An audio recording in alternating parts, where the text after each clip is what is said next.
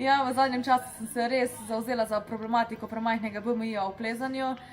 To se mi zdi res ful pomembna tema in nažalost je še zmeraj tabu tema v plezanju, ampak se mi zdi, da je pomembno, da o tem tudi na glas pregovorimo. Predvsem zaradi tega, ker je zdravje seveda na prvem mestu, radi gledamo zdrave športnike, ki izgledajo pač fit. In zato sem se res hotela zavzeti tudi za pač to tematiko, ker nekatere punce oziroma fanti so res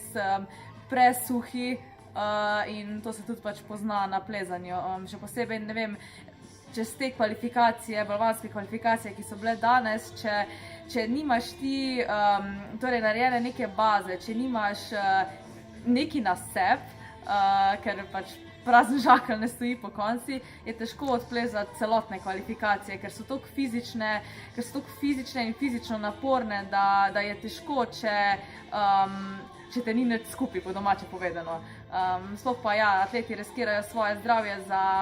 en majhen del svojega življenja, ki pravimo kariera, tako da jaz si samo želim v prihodnje, da imamo zdrave športnike, da smo dober vzgled mladim in da se pokaže in da pač pokažemo, da če si res fit, pa če sam trdo treniraš, da to dosežeš z trdim treningom, ne pa s hujšanjem.